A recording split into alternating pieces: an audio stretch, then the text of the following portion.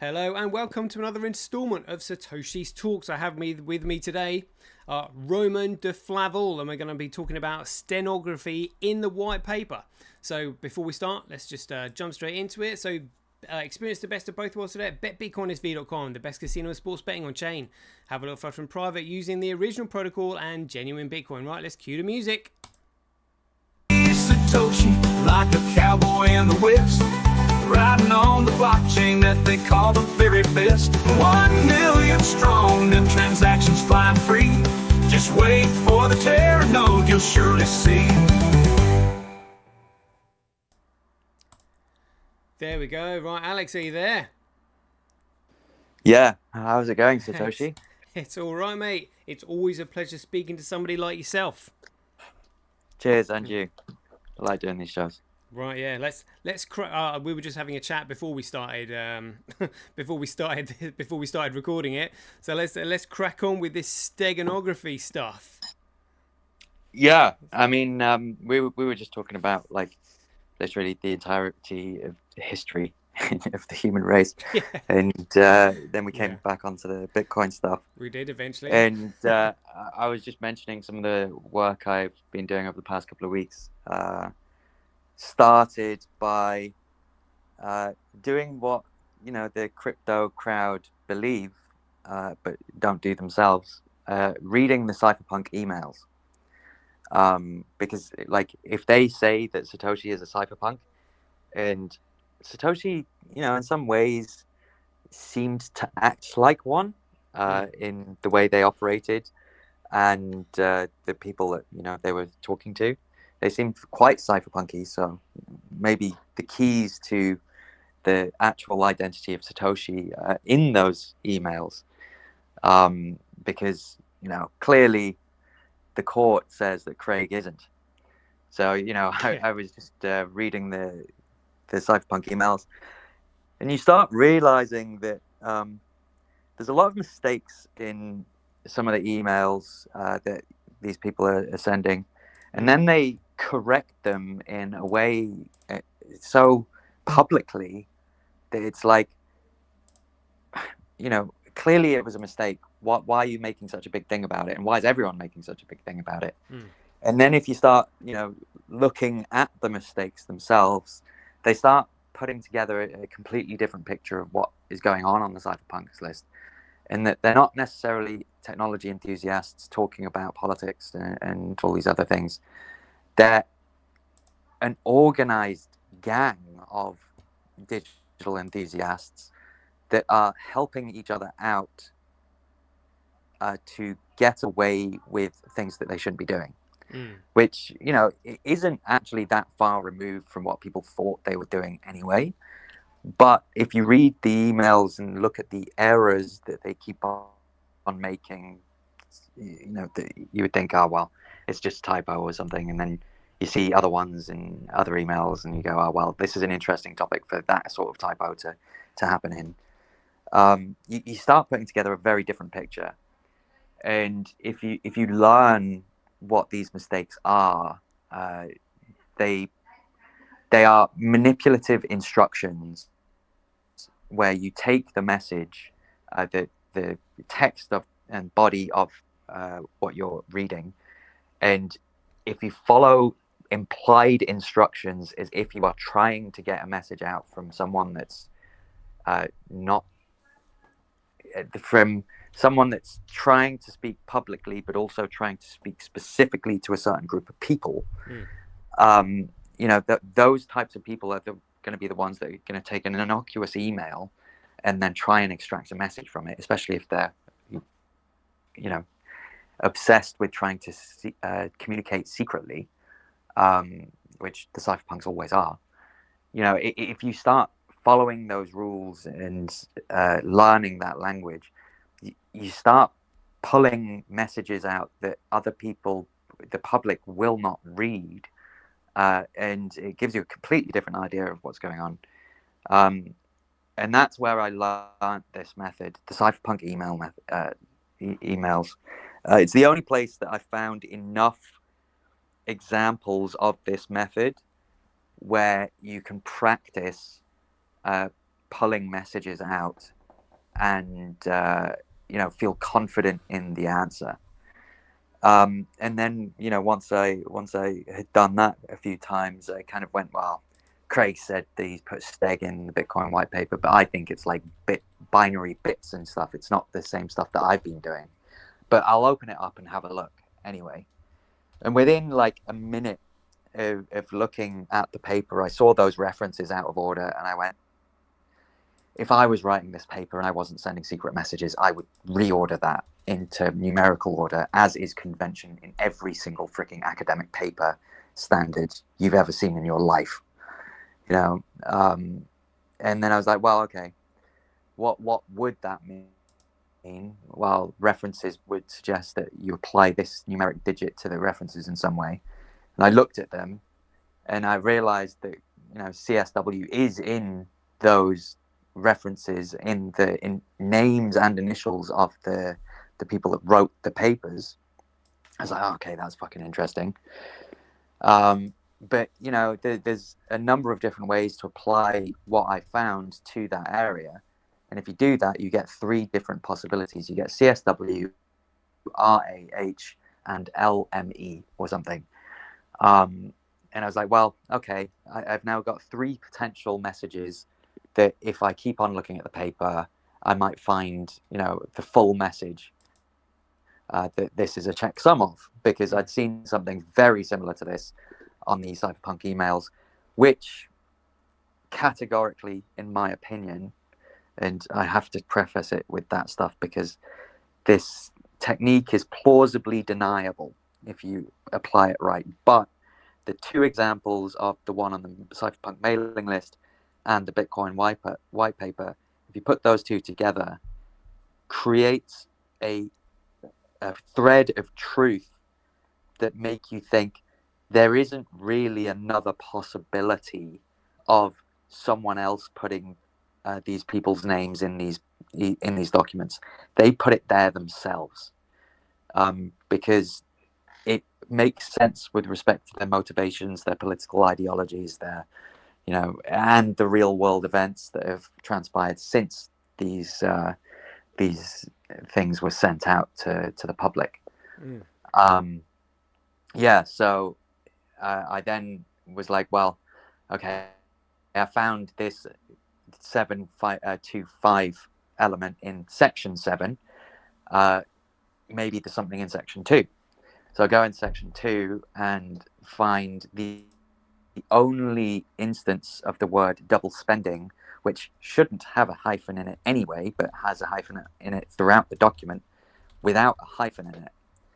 And that to me is a signal saying whatever you are looking for is not in this area, right? So it's kind of like there's something missing in this section, so you might want to move on and go and find somewhere else, because what you've seen the method used in this section that you're looking for, but there is what you're looking for is not here, because what's indicated, you've gone through the paper and looked at all the instances of double spending, and you've noticed that this particular one doesn't have a hyphen in it, suggesting that you're looking for hyphens.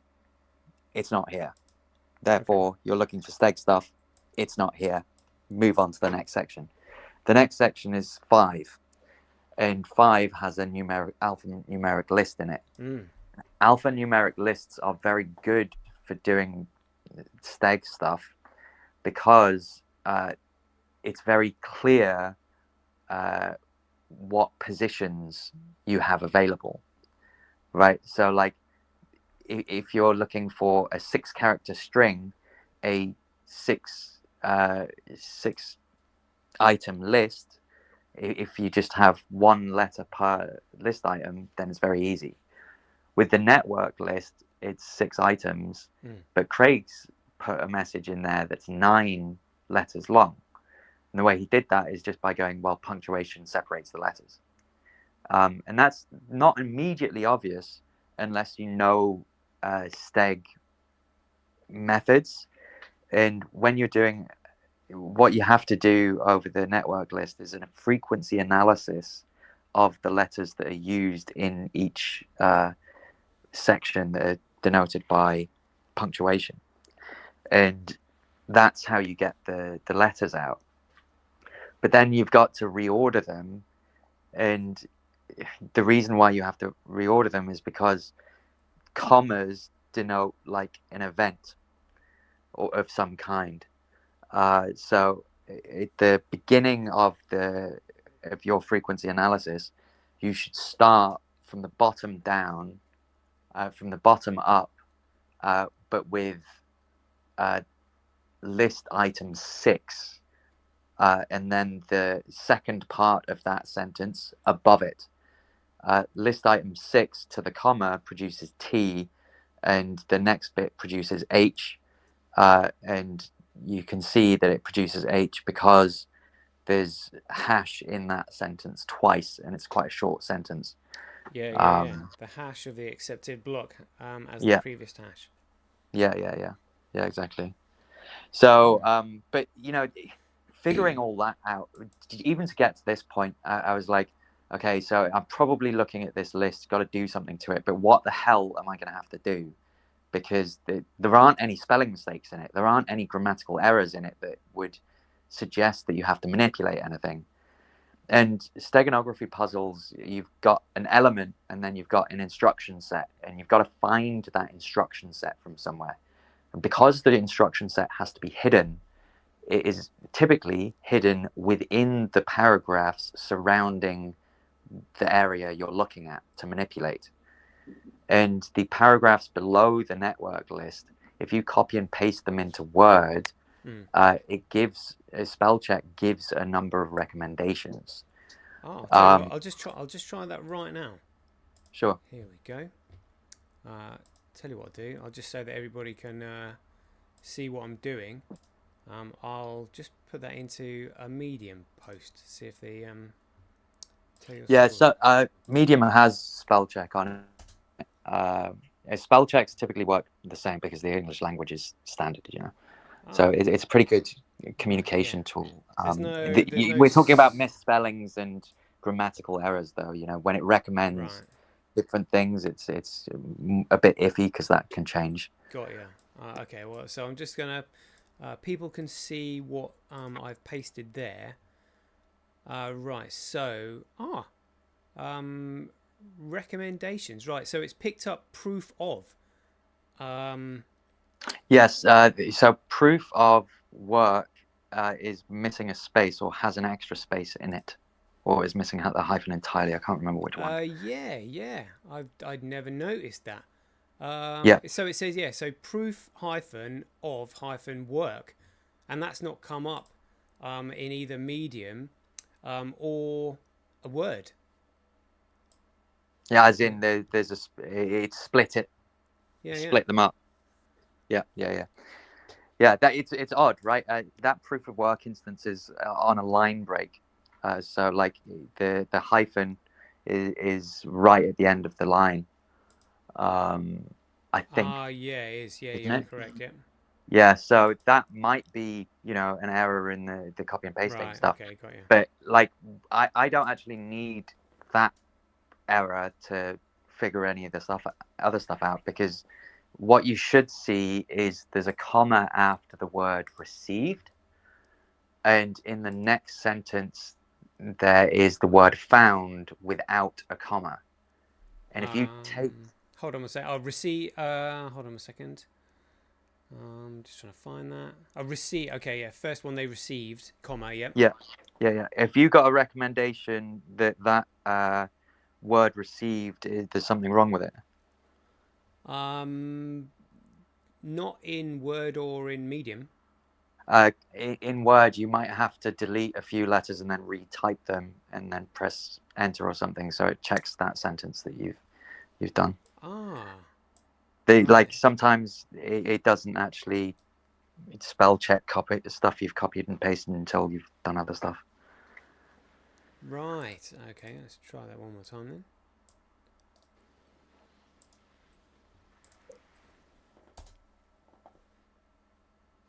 Just make sure to replace exactly what you delete. Right, got it. Yeah, I haven't. It's all I did was just copy and repaste it again. Oh no, you're gonna have to delete like a letter from received, then go after it, space, and then go back and change it. You need it to kind of go, there's an error here, and then it will start checking. Ah, okay, gotcha. Let's do that then. Who never Just knew copy and pasting could be so like. right, okay, got it. It's just I just replaced the letter C with a G, and then it corrected it, put the C back. But it hasn't picked It up hasn't. anything. Are you in Word at the moment, or are you in Medium? Both.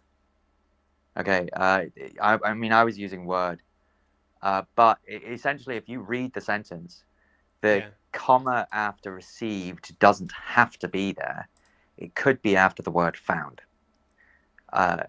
And if you do that on the Word I was using, I think I took screenshots of it and put it in the report.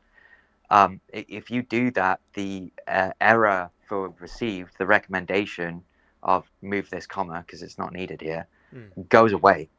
And it only goes away if you put the comma back in the word after the word found. And that suggests that in our rules, we should be changing either the letter R for F or F for R. And that's maybe a bit ambiguous to some people, but it's always the first letter that you're normally looking at. Oh, right, I see, okay. Like stuff. Because it's the most it's the most apparent one. It's if you're imagining you're a computer, the Yeah. first letter is the one on your stack and the one you're going to be manipulating. Got ya. If you want to look at another letter in the word, you need almost an instruction to look at that letter for some reason. But typically it's the first letter of the word. And on the network list, so one of the steg elements that is useful for, not that knowledge is useful for, is that the only unique letter at the start of that 6-item list is W. All the others are N. Say that again. The only unique letter Yeah. on the first column, if you like, of the network list is W. And number 4 for when a Yeah, node finds yeah, proof of work. yeah. The others are N and E. Yeah. So you can see there's like a lot of duplication there. And in list items, it's quite common to duplicate stuff, but every time you create a list and you're saying the same phrase like more than once or twice, especially at the beginning, you kind of go, oh, well, maybe do I have to reword it like that? It's just something that humans like symmetry, but we also don't like things to be too repetitive or cumbersome. And I'm not saying that that's cumbersome. I'm saying it's repetitive. And if you're a steganographer, I don't even know how you'd say that word. Steganographica. Steganographer. Yeah. If you're one of these people that's sending secret messages, you do input those things as a suggestion that there might be something there.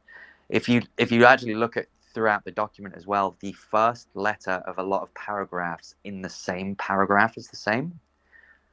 So in section, what is it? Section 7, O is at the beginning of many of the sentences, but in other places in the document, it's typically T, right? And T for the, and transactions or whatever.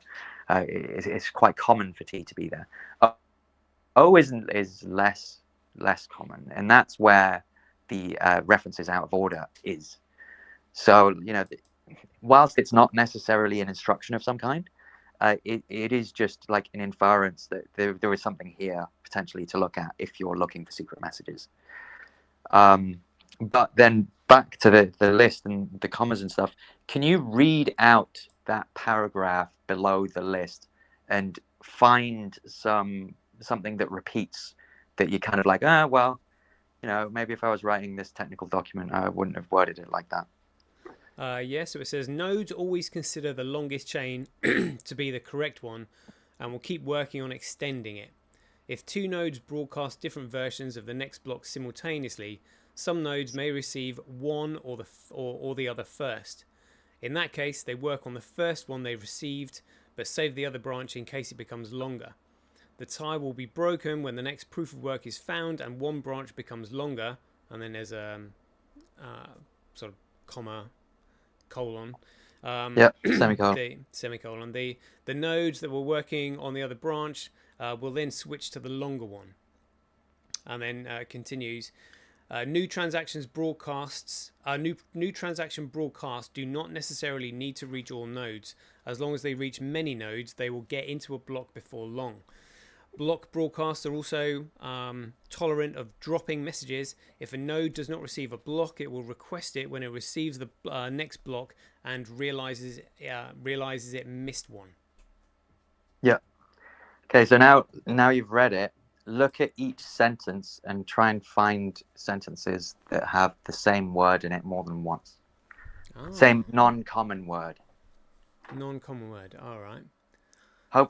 And typically you'd want these words close together, but they may not be. Okay. Non-common words. Broadcast simultaneously. Branch, maybe. Yeah. So we got branch. A branch in case it becomes longer. The tie will be broken when the next proof of work is found, and one branch becomes longer. Oh, becomes longer. That's twice. Yes. So longer is an interesting word. Carry on. The nodes that were working on the other branch will then switch to the longer one. So we've got longer 3 times there. Longer, longer, longer. Yep. New transaction broadcasts do not necessarily need to reach all nodes as long as they reach many nodes. So need to reach all nodes. So this reach all nodes and then reach many nodes. They will get into a. Well, so that's interesting, right? Because the authors kind of changed the language there a little bit when they could have used the same one. So maybe that's suggesting that we're not looking at the word nodes or something like that. Okay, and then block broadcasts are also tolerant. That's tolerant. It's a pretty unique word in that paragraph, I think. Yeah. That's the point of it. Are also tolerant of dropped messages. If a node does not receive a block, it will request it when it receives. So request it when it receives the next block, and realize it missed one.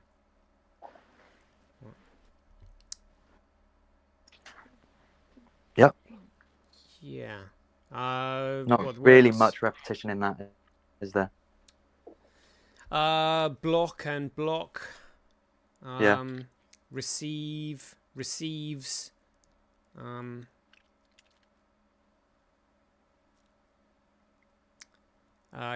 seems to be more patterns in the previous. Yeah. I mean, this is kind of one of the things. If you don't see what you think you're looking for, you kind of just have to go over the same thing again and again. Are you at the end? You can't be at the end of the paragraph by now, are you? Yeah, onto section 6, incentives. Yeah, no. So just go through it again, but remember what you learned last time, right? So we picked out a bunch of words that we thought it's repeated a lot, and it's kind of interesting, and it's a bunch of letters that, we're looking for letters to remove, right? So we're assuming that there's going to be a bunch of letters all at once that will indicate that we need to remove them, and that will be indicated with the duplication of that word somehow. So if you go through the paragraph again, you'll pick out, hopefully. I don't know whether you want to do it or I can just tell you. Yeah, go for it. Go. Nodes always consider the longest chain to be the correct one. Nodes always consider the longest chain to be the correct one and will keep working on extending it. If two nodes broadcast different versions of the next block simultaneously, some nodes may receive one or the other first. In that case, they work on the first one they received. So there's one and one. Also, and the word first and first they received. But save the other branch in case it becomes longer. The tie will be broken when the next proof of work is found and one branch becomes longer. So again, becomes longer, becomes longer. The nodes that were working on the other branch will then switch to the longer one. So again, that's longer is mentioned 3 times. New transactions broadcast do not necessarily need to reach all nodes, as long as they reach many nodes. So nodes and nodes. They will get into a block before long. Bit of a strange way of expressing that one. Do you want to concentrate on that again, because it's got the word long in it as well, which we identified as being repeated a lot. Yeah, they will get into a block before long. But that's not the full sentence, is it? That's a comma. It looks like a full stop to me. What are you talking about? And then a double space. It says as long as. Yeah, as long as they reach many nodes, comma, they will get into a block before long, full stop. Yes. So there's a comma between the word long and long. Yes. Yeah. Yes. Right. And what are the words at the beginning and what are the words at the end of the sentence? As and long. Yes. As long as, and then before long at the end. Yeah. If you were to think of those 4 words or 5 words, if you include the second as an instruction for removal of letters, how would you potentially interpret that? As long as before long. Yeah. Oh mate, I've no idea. Come on, it's easy. Before long. Before long.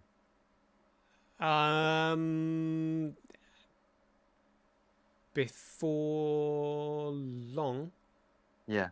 It's a lot easier if you're doing this with a spreadsheet and you can see what you're like missing, because when you do the frequency analysis, you have to remove the letter E because it's the most common letter in the English language. Okay. And unless you're finding a message that is only E's, which is obviously nonsense and not going to be the case, you have to remove it.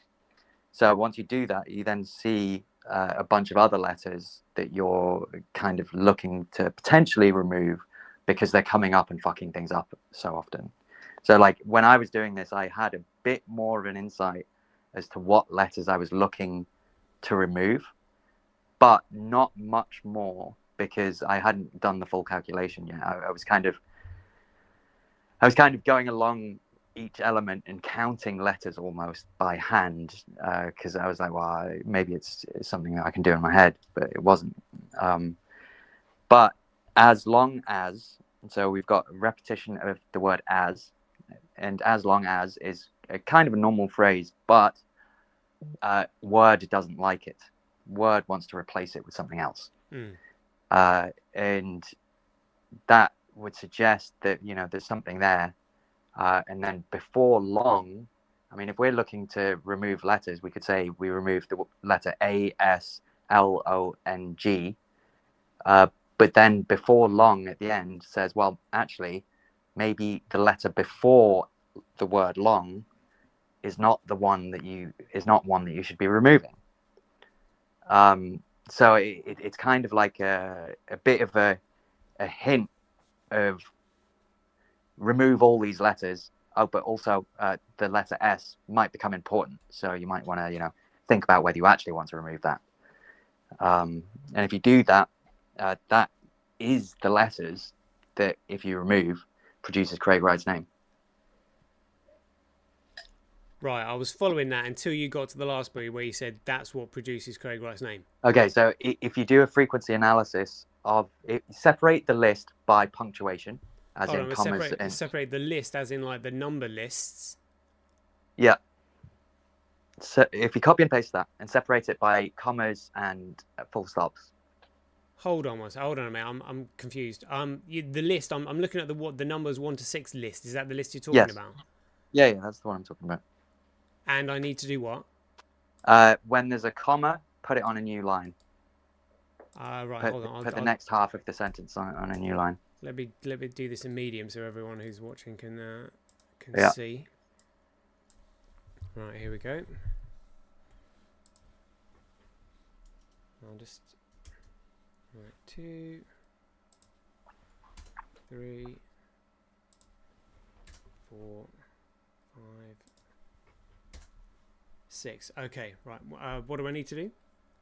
So when there's a comma, just put the next half of the sentence on a new line. So you're ending the line with the comma. Okay, put it on a new line. Yep. Oh, you should take the line above as well. Sorry, the line above 1. The steps to run the network are as follows. Number 1 says, new transactions are broadcast to all nodes. Yeah. Take the line above that as well. Oh, the line above that. Okay. Okay, right. So the steps to run the network are as follows. Yeah. Okay. Got it.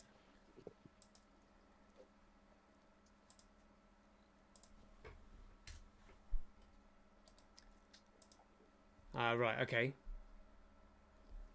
So you'll notice that some of the lines now end with commas, right? Those commas are important because they're different to everything else. So they suggest that maybe we have to do something with them. And in this little thing that we're doing, it appears that commas are blocks of some kind, and that we're running a Bitcoin simulation in which letters are hashes, and the winner of the round isn't necessarily the winner of a block. It's just our time interval that we're measuring things in. So you calculate the highest frequency letter of the bottom one, and then in the next round that letter can't win again. So it's like winner stays on until the line that starts with a W, which is kind of indicating we have a winner, new round start.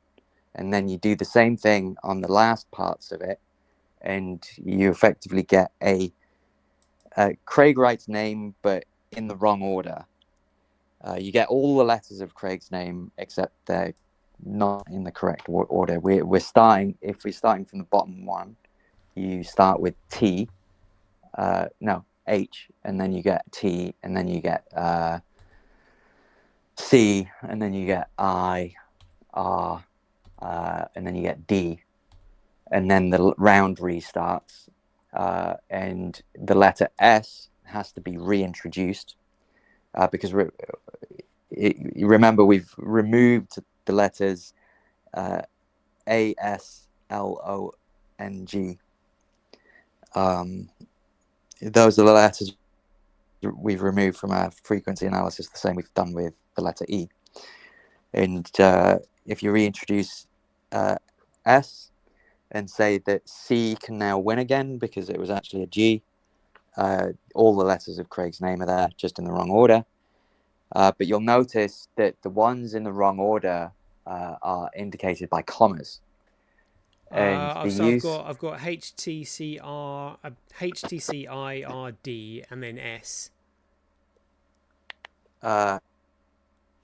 DS. No, it should be DC. It should be DCSW. And you've got to reintroduce the C because although it's when it stays on, we know that C should actually be a G. We know the C should actually be a G. Yes, because in the instructions below the paragraph, it has said we should expect packet loss, as in some things are not going to be present. And the only thing that's not present in the difference between a C and a G is the little line. A capital C, capital G. We're just missing a line to the center. So that would be the packet that would be lost. I'm missing an A. An A? Oh, so is... you shouldn't have an A. Craig. C-R-A. No. You're not making his. Well, you can try and make his first name. But there's a bit of Python code I put on GitHub that allows you to do this automatically. But it's very difficult to know why it works without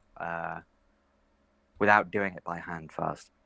If I just give you the code in the spreadsheet, it's like, oh, right, okay, why are we doing any of this stuff? But yeah, like so you've got A, you need to remove the A. So are we looking at C right?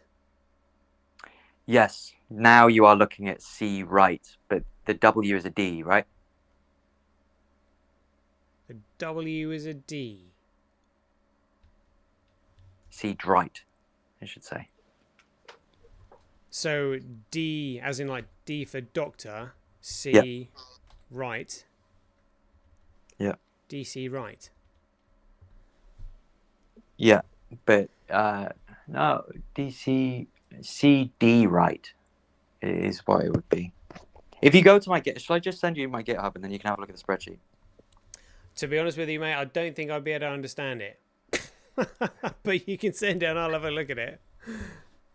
Well, it's pretty simple. Well, I think it's just let me find the link. It's pretty long, as in like it takes some time to figure it out, but once you do get it, it's all pretty simple. It's just swap this line, take that letter out, put that letter back in, and people say, oh well, it's it's all you just trying to make the name. But I mean, I produced the Python code to kind of prove that there is only one name that comes out of it, and it's Craig's. You just have to, as long as you apply the rules consistently, it's Craig's name that comes out of it. No one else's. And do you? And he's got his initials. Do you think this is going to be used as evidence at some point for something? I don't know. Like when I did it and sent it to people, a lot of people were like, "Yeah, this is pretty damn conclusive. Like the only way it got in there is by design." But the people I was talking to were all pretty technical, and they already kind of understand that Craig is Satoshi. It's just this for them put the final nail in the coffin of he wrote the white paper, he produced the code, he did everything. It's his project. You know. For the less informed, what I found is that they think that you can take any passage and with these types of rules generate any name, but you can't. And the Python code on that GitHub hopefully proves it, because although my method of following the instructions pulls Craig's name out spelt slightly incorrectly, but steganographically is still correct. Craig's name does pop out, it's spelt correctly, and it took 500,000 attempts of this code, but every other name I've tried never seems to get above 60% or 70%, and it's a 9-character string, which means 2 letters are always wrong. 3 letters always seem to be wrong. And, I've run this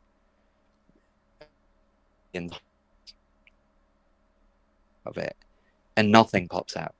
Nothing. Some things just don't have the correct form for the swapping of lines. That is the thing that kind of screws it up a little bit. And the restart and adding only 1 or 2 letters back. For example, Dr. A back, or Dr. Adam back has too many A's in it. It doesn't work because the letter A repeats twice at the end and once at the beginning. And we're only introducing the letter A once. We're only reintroducing it once, so it can only be selected a maximum of twice. So it's not actually possible for that name to come out. Right. I mean, I wonder if there is going to be a use for this later. Maybe. Or, People are also asking, why didn't Craig say anything? I think trying to get his lawyers to say that his name spelt incorrectly coming out of this document is evidence. They're almost brain dead anyway.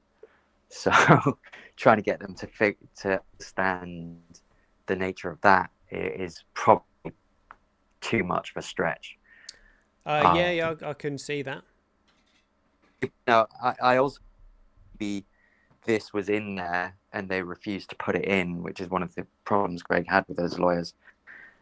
But Well, I think also, I this mean, entire 10-year journey of Craig's lawfare, I think, is just proof that you can't rely on the courts for very much. well, also, I mean, I presume you're aware of how literally utterly corrupt that case was, with the fact that it was one held in an administration court, meaning it's got no authority whatsoever, and also there was no examination of the evidence that was allowed. It was Yeah. only cross-examination. I mean, where have you ever heard of a court case where they're only going to have cross-examination? So you're not going to get any evidence out that you want to hear. All you're going to hear is everybody just simply being discredited. It's a complete He shit did show. that, she did that kind of thing. It's he said, she said. But I mean, is that just the way that administrative courts work? Because No, it they doesn't. don't. No, it's not at all. Administrative courts are utterly unlawful, completely unlawful. They can do whatever they want because it's a load of bullshit. They literally have no. It's an administration process. They didn't even need for anybody to be in there. Everything could have been submitted via paperwork. Yeah. And what you do is you submit all the evidence via postal mechanics, so they have to be looked at, and that's it. Nobody needs to be in there. And then, I mean, also when you're submitting evidence via postal mechanics, you're literally submitting evidence on top of affidavits as well. There is no way that anybody could have accused Craig of lying and committing forgeries, let alone the judge say. And again, it was Bird and Bird that said all we're doing is putting questions to him, but the judge actually took that as being allegations. And then decided there was evidence to back it up. I mean, it was absolutely outrageous. Absolutely outrageous. It's pretty insane. Yeah. Pretty insane.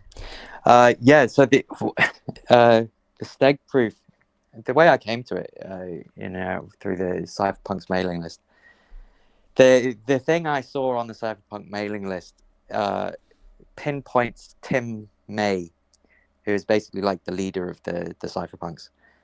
He died in like 2018, and the media seemed to get his age wrong. They reported it either as 66 or 67. Bit weird for me that they get that wrong, because it's such a easy thing to get right, But they this email about roofing, it's a roofing spam email on the Cypherpunks mailing list. Yeah. Steganographically, it has twobirds.com in it,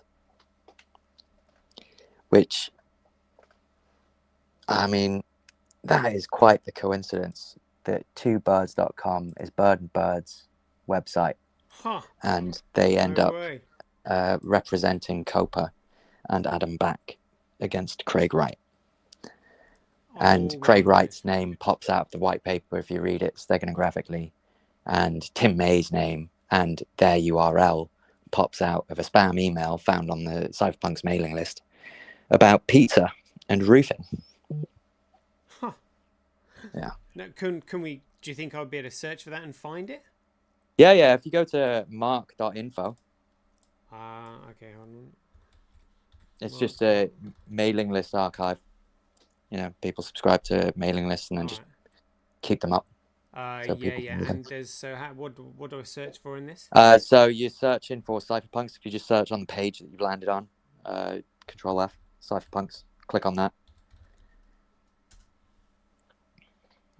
Information security, Cypherpunks. Now select subjects in the search, and then search "Don't be ripped off." Don't spell correctly with a Yeah, an yeah, apostrophe. everything's spelled correctly. Don't be. But you can even put it in quotation marks potentially, because it's in quotation marks. And then search. Yeah. Did you get? It's an email from 1997. There should only be a few emails on what you're looking at now. Oh right, no, I've only got emails from 2021.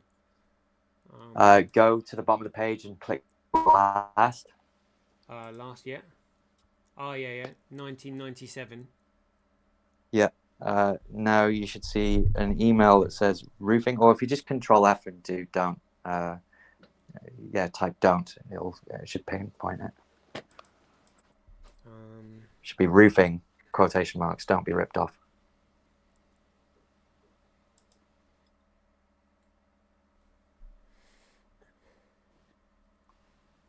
Morning spam, Goldman Sachs. Maybe I can just send you the link. Margo info.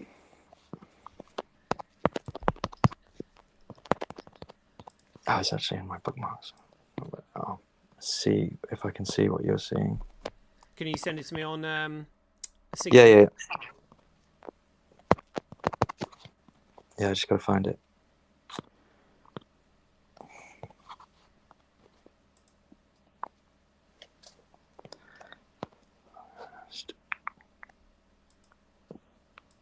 Don't get ripped off. No. Cypherpunks.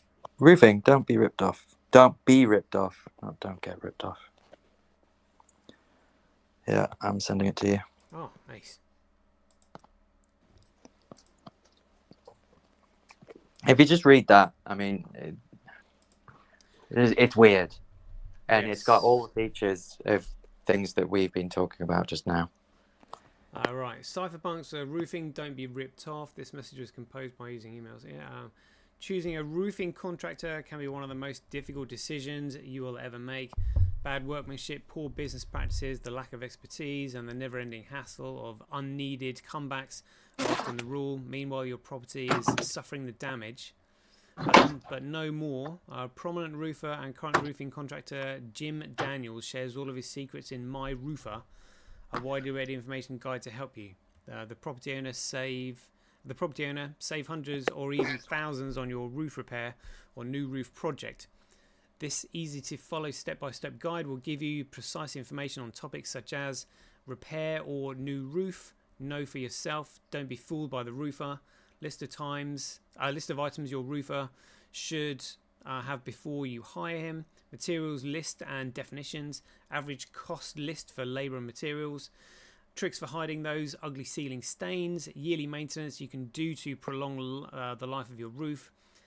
7 most common roof problems and how to fix them include the removal of algae stains.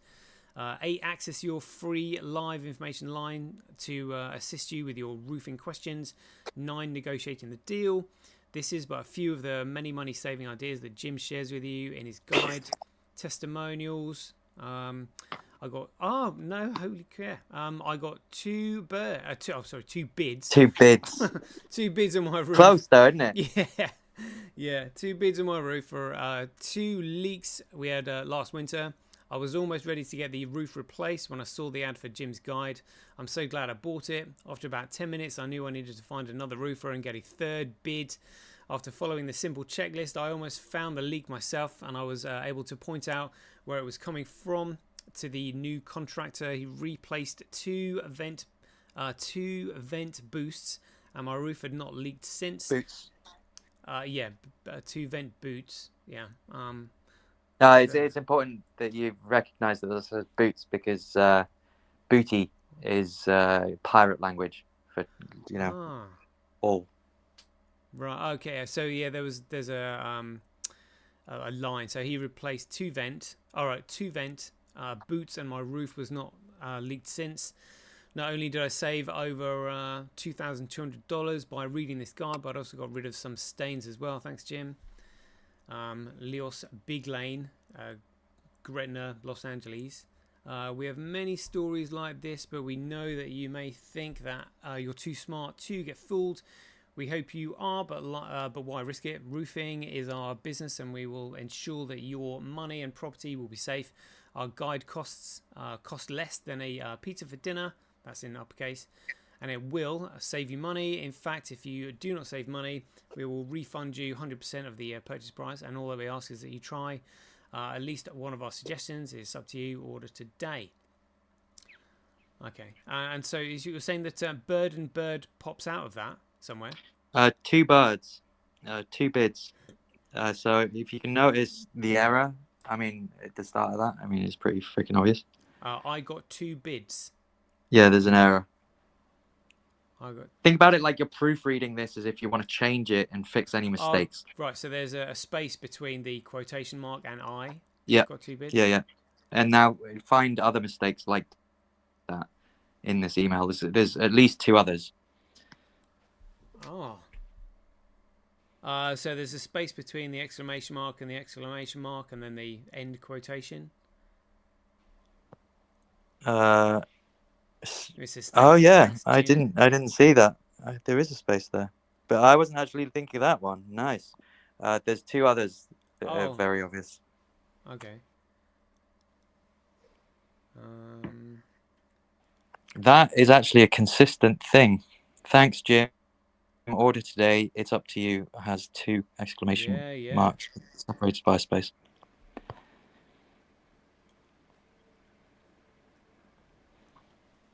Remember the list. The list is our main feature. Two vent. I don't really understand what it says. I replaced two vet boots. Vent boots. Yeah, sorry, vent boots. I don't get that. I mean that it's worded strangely. If you just kind of think that certain words are code words that a criminal would understand, is strange wording, but then might have more relevance to them than most other people. For example, two leaks. That's very, normal if you're talking about roofing. But if you're talking to a criminal, a leak is someone that is a rat. Yeah. Right. Okay. Yeah. You'll have to point them out to me. Where am I looking? Which ones did you? Well, so line 1 of the list: repair or new roof. Oh, that's not the phrase, is it? It's repair or replace in normal English. Yeah. And then know yourself. There's a capital K. Then there's two spaces after a comma and a capital D. Yeah. So that first line is riddled with mistakes. Right? There's three. And if you're proofreading something, having the first line have so many mistakes in it is like, did you even read it kind of thing? Did you even type it? Because these are the types of mistakes that if you're typing something, you immediately pick up and go, oh yeah, these need to be changed. But yeah, that suggests that there is something to be done in this email. And the other confirmation that there is something to be done is the checksum of the message. And the checksum can be found in the automated message at the top. You should be able to pull it out if you just look at the first letters of each word and try and figure out what they're trying to tell you. The automated message saying this message was composed using email software. Yeah, that first sentence, that's the checksum. TMCEMS. Yeah. TMCEMS. You'd have to explain it. There's a missing space. There's a double space in between using an E. Yeah. And there's an extra space after that for mail. Yeah. That suggests that there's something to be done, but we don't even necessarily know what yet. It's just something that and then go, okay, well, maybe I can use that information somewhere else. The double space and the E minus, well, if we're looking to manipulate stuff, E is the letter 3 in reverse. Okay. Right? So maybe a double space means to mirror stuff. And if we go to the top line of the list, repair or new roof, well, in the area we were just looking at, it has remove in quotation marks. So maybe we remove the quotation marks, and then we've got a first letter K for yourself, right? So that would change the first letter of our message to potentially K. Now, if we're doing a checksum, we've got 2 errors in this still, in that we've got a capital D and a double space. Where have we got this capital D? Know yourself, know for yourself, comma, double space, don't. Ah, okay, yeah. I mean, if that's a comma, that should be a lowercase d. Yeah. Yeah. So effectively, there's still an instruction to do. We've removed the quotation marks, but we don't know what we need to do. Know for yourself is kind of like potentially someone saying, know yourself, trust yourself to do the right thing. At the top of the email, we see the letter E with a minus, and that's got a double space before it as well. And we were thinking maybe if we, mirror it, we would get the letter, the right thing that we're looking for. Well, if we do the same thing here and we mirror the word don't, we get T as the first letter, not D. And T is also... How do you figure that out? The comma and the apostrophe create a visual symmetry in that area, which if you rotate the don't upside down, the comma and the apostrophe are in the same place and look exactly the same.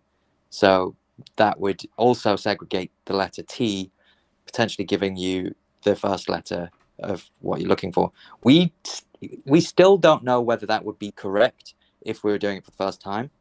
But one way to check quickly is by going, okay, so the checksum is TMCEMS, right? Well, the first letter of that is T. So for now, we can assume what we've done is correct. Then you move on to list of items for your roofer should have before you hire him. Then things get a bit more difficult because it's like, okay, what am I looking to do here? Because there aren't any obvious mistakes.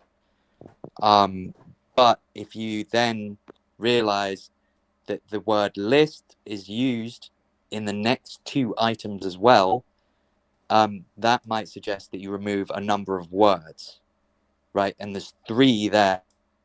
Yeah. So maybe you remove 3 words, which means that your first letter would be Y. But we may have counted wrong there. Where'd you get Y from? The word your. Remove the word Right. List. Oh, 3 your. Yeah. Okay. Yeah, but we may have counted incorrectly because we counted the first instance of list, right, as one of the duplications. So we may need to remove 2 or 3, and TI makes a hell of a lot more sense than TY. But if we just choose I for now, then we have TIM, right? But we're still not done because we still have to go through each one and find the instruction and then do the manipulation that is being inferred. The best example is line 8 with the capital word free, right? And then live information line. This actually took me like 6 hours to figure out. Oh my god! But you have a much bigger hint in the line above it. Includes removal of algae stains, right? The other place that stains is mentioned is line item 5. And if we're looking to remove stuff and remove algae, well, algae has 5 letters in it. So maybe we remove 5 words, right, from line 5, which would mean that the fifth letter becomes C for ceiling.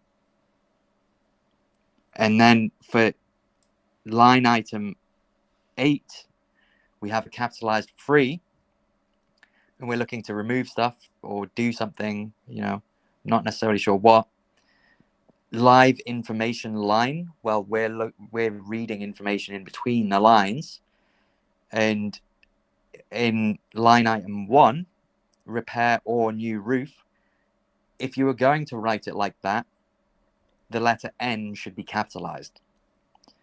So if we consider that free line information line might suggest we need to swap line for line. So we need to swap 2 lines around. How would you identify those lines? Well, the word free, cap F is the 6th letter, EE is either 3 plus 3 or 3 times 3. So it's 6 with 9, and you swap those around, and that's the instruction. And if you do all this, you get the name Tim C. May, which there are other things that I didn't mention. Maybe the audience can figure them out. But if you do all that, you get the message Tim C. May. If you go up to the checksum, we've got TMC E minus MS. If we assume that is a mirrored 3, then the minus might suggest we take the 3rd letter and move it back 1 space, and that would be TCM MS. And the MS would stand for message sent or message success. Huh. Yeah. These guys, they're fucking nerds, right? They're massive nerds, but they're also disgusting and secretive. Yeah. I mean, something like if I knew how to do this, it would be easy. But it's just learning it for the first time. It's just like, what the hell?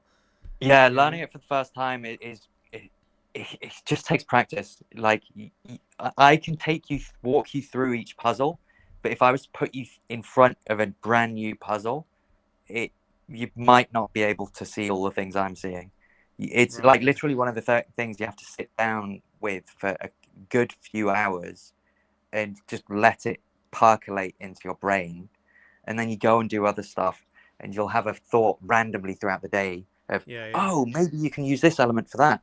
And then you go and get home and try it, and it kind of works out. Wow, or mate. doesn't, and then you try and figure something else out. Did you have any previous experience of this before you figured all this out? No, mate.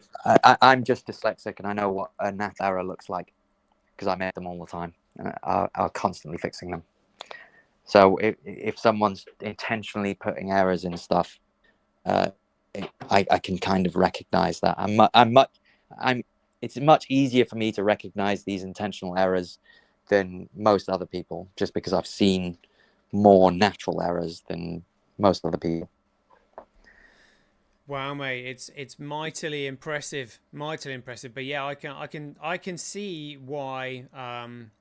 Yeah, I mean, none of these guys like Adam Back look like they go to the gym or get much sunlight.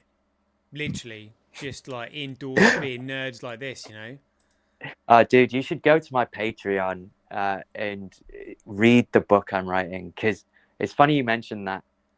That is actually one of my pieces of evidence that points to Adam Back to someone else, a different identity online. It's so funny that this is the type of shit that I'm pulling up to kind of go, oh, well, something you did change.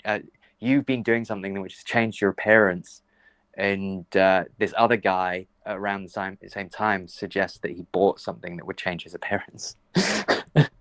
It's just like it's so funny that you can pick up on these things if you follow some people closely enough. It's interesting as well, because like they've been doing this privacy tech for so long.